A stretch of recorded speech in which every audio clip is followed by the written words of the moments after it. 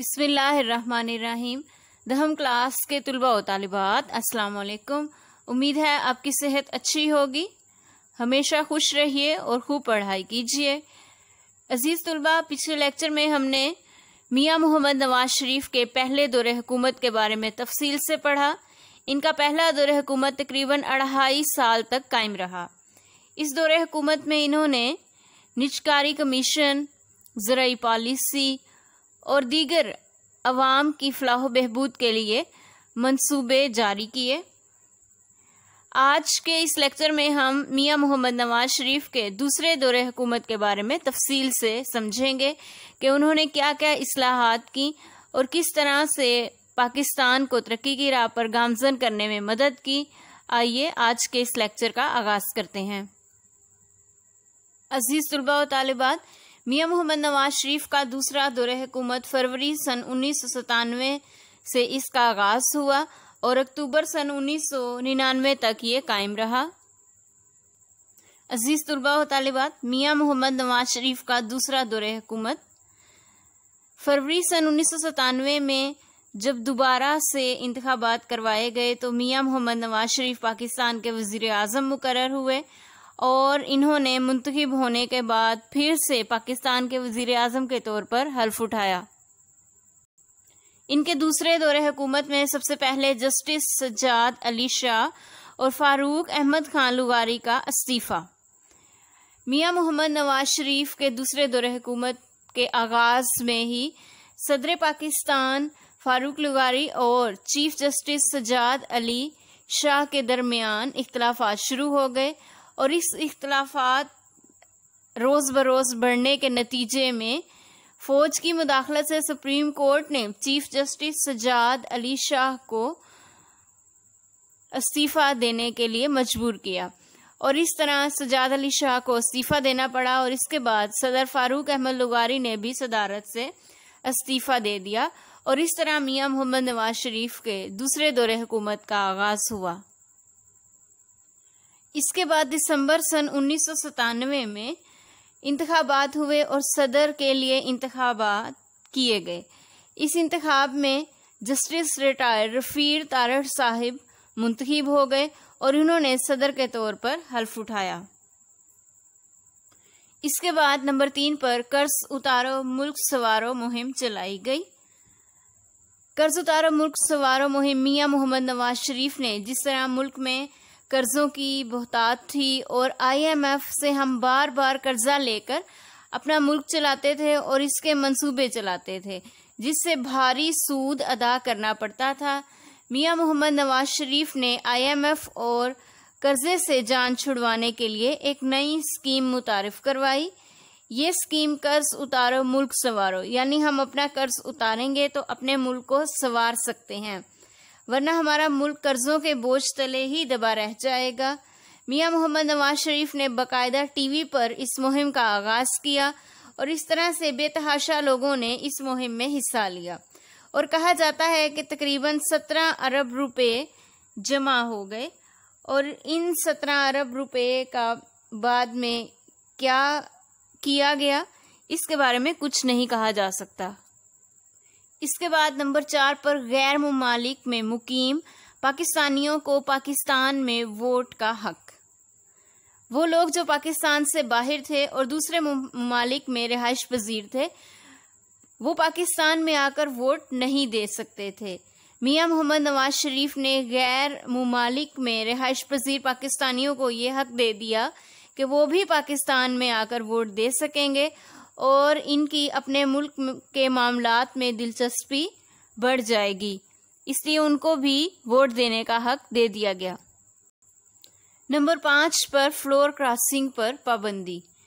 میاں محمد نواز شریف نے سن 1973 کے آئین میں 14ویں ترمیم کے ذریعے ارکان اسمبلی کے پارٹی تبدیل فلور کراسنگ کرنے پر پابندی لگا دی، یعنی اس پابندی کے ذریعے، اس ترمیم کے ذریعے یہ فیصلہ لیا گیا کہ کسی حلقے سے جب کوئی شخص MNA منتخب ہوگا تو وہ صرف اپنی پارٹی کو ہی اعتماد کا ووٹ دے سکے گا۔ وہ مسلم لیگ نون کا ووٹ اگر وہ شخص یا وہ رکن مسلم لیگ نون کا ہے تو وہ پی ٹی آئی کو ووٹ نہیں دے سکتا، اور اگر وہ رکن پی ٹی آئی کا ہے اور پی ٹی آئی کی پارٹی میں رہتے ہوئے اس نے ایم این اے کی سیٹ کو جیتا اور منتخب ہوا تو وہ دوسری کسی پارٹی کو، پی ٹی آئی کے علاوہ دوسری کسی پارٹی کو اعتماد کا ووٹ نہیں دے سکتا۔ لہذا مسلم لیگ نون کا رکن پی ٹی آئی کو ووٹ نہیں دے سکتا اور پی ٹی آئی کا مسلم لیگ کو نہیں دے سکتا، یعنی کسی بھی دوسری پارٹی کو اپنی پارٹی کے علاوہ وہ لوگ ووٹ نہیں دے سکتے، اپنی ہی پارٹی کے رکن کو وہ ووٹ دیں گے، یعنی وہ شخص کسی اور پارٹی کو ووٹ نہیں دے سکیں گے اور وہ پارٹی سے، اور اگر ایسا کوئی انتظام کیا گیا اور اس رکن نے ایم این اے نے اپنی پارٹی کو چھوڑ کر دوسری پارٹی کو ووٹ دیا تو وہ پارٹی سے خارج کر دیا جائے گا، یہ اس کی سزا ہوگی۔ یعنی فلور کراسنگ کی پابندی میں منتخب رکن اسمبلی کو پابند کیا گیا کہ وہ صرف اپنے ہی لیڈر کو عدم کا اعتماد کا ووٹ دے سکے گا، نافرمانی کی صورت میں اسے پارٹی سے نکال دیا جائے گا۔ نمبر 6 پر سن 1998 کی مردم شماری۔ میاں محمد نواز شریف نے 1998 کی مردم شماری کروائی اور جس میں آبادی تقریباً 13 کروڑ افراد سے زائد تھی۔ 1998 میں پاکستان میں مردم شماری کروائی گئی۔ کسی بھی ملک کی آبادی کے بارے میں جب تک ہم نہیں جان سکیں گے تو اس کے وسائل اور مسائل کو جانچنے اور مستقبل کی منصوبہ بندی کرنے کے لیے ہم قابل نہیں ہوں گے، اس لیے مردم شماری کو کروانا ضروری تھا۔ میاں محمد نواز شریف نے 1998 میں پاکستان کی مردم شماری کروائی تاکہ آنے والے حالات میں مستقبل میں ہم اپنے ملک کی ترقی کے لیے کچھ ضروری اقدامات بآسانی کر سکیں۔ کسی بھی ملک کو ترقی کرنے کے لیے ضروری ہوتا ہے کہ وہ اپنے ملک کی آبادی کو جان سکیں کہ اس ملک میں کتنے لوگ آباد ہیں اور آگے آنے والے اوقات میں کس قدر آبادی میں اضافہ ہوگا، اور آبادی کے حساب سے وسائل میں بھی اضافہ کیا جاتا ہے۔ یہی مردم شماری کا اصل مقصد ہوتا ہے۔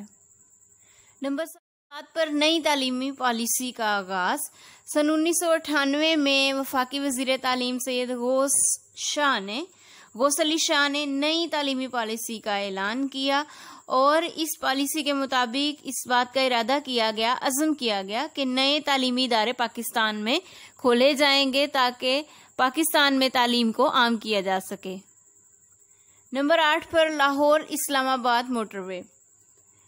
میاں محمد نواز شریف کے پہلے دور حکومت میں ہی موٹر وے اسلام آباد موٹر وے جو جنوبی ایشیا کی طویل ترین سڑک تھی، اس کا سنگ بنیاد رکھا گیا۔ وہ اپنے پہلے دور میں اس کو مکمل نہ کر سکے، لیکن نواز شریف نے دوسرے دور حکومت میں اس منصوبے کو مکمل کیا اور سن 1998 میں اس موٹر وے کا افتتاح کیا گیا۔ نمبر 9 پر سن 1973 کے آئین سے 58(2)B شک کا خاتمہ۔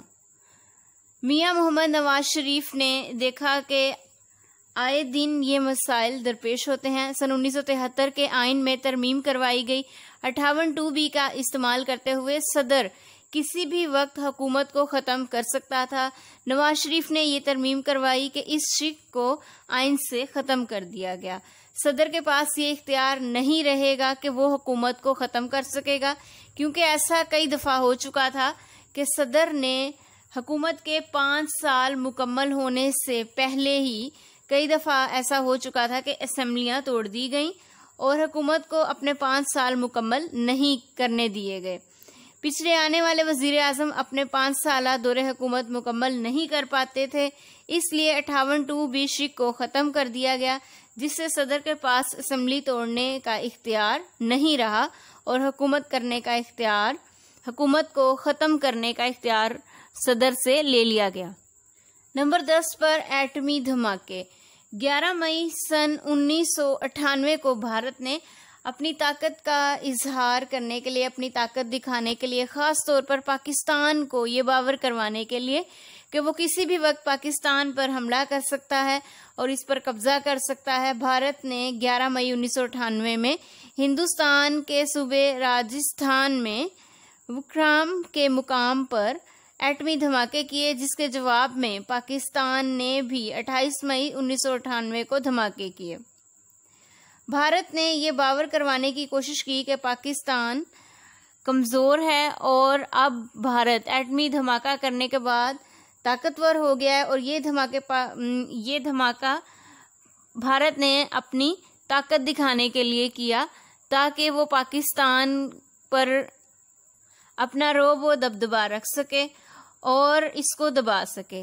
لیکن پاکستان نے بھی جب 28 مئی 1998 کو دھماکہ کیا تو یہ دھماکہ پاکستان نے صرف اپنے دفاع کے لیے کیا، نہ تو کسی کو ڈرانے یا دھمکانے کے لیے کیا اور نہ ہی کسی اور غلط مقصد کے لیے کیا۔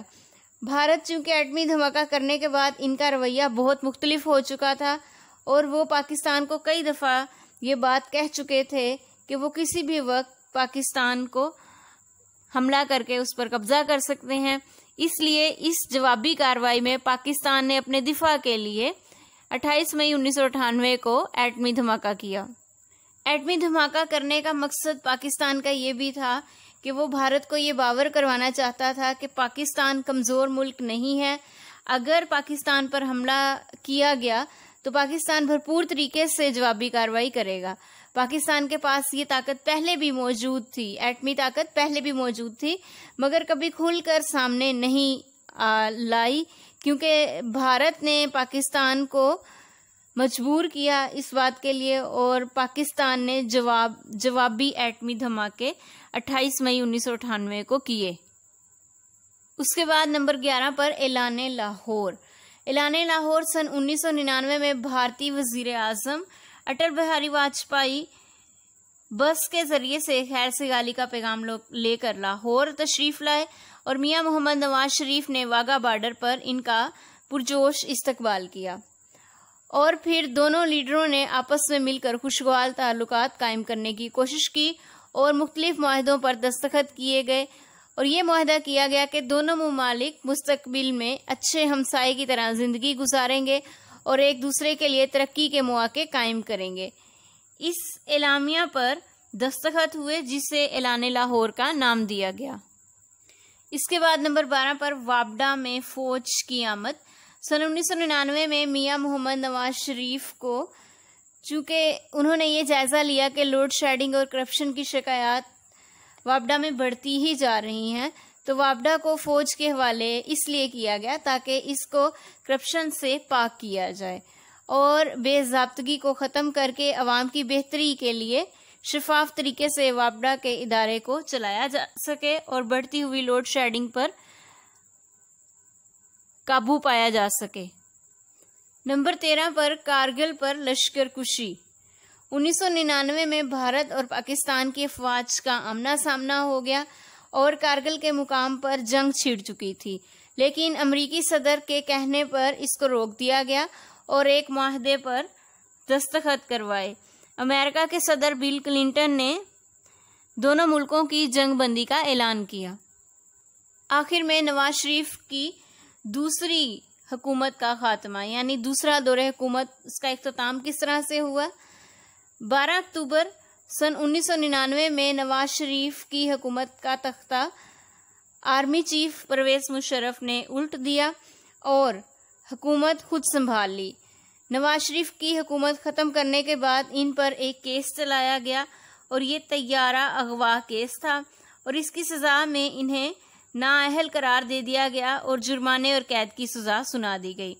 سعودی عرب کی مداخلت پر میاں محمد نواز شریف کو جلا وطن کر کے سعودی عرب بھیج دیا گیا، اور اس طرح سے میاں محمد نواز شریف کا دوسرا دور حکومت اختتام پذیر ہوا۔ عزیز طلباء و طالبات، یہ ہے میاں محمد نواز شریف کا دوسرا دور حکومت جو آج ہم نے تفصیل سے پڑھا۔ امید ہے آپ کو اس لیکچر کی سمجھ آ گئی ہوگی۔ اگر کسی چیز کی سمجھ نہ آئے تو بار بار لیکچر کو دیکھ کر، ویڈیو کو دیکھ کر اس کو سمجھنے کی کوشش کیجیے، دوسرے بچوں کے ساتھ اس کو شیئر کیجیے۔ اپنا بہت خیال رکھیے۔ شکریہ۔ اللہ حافظ۔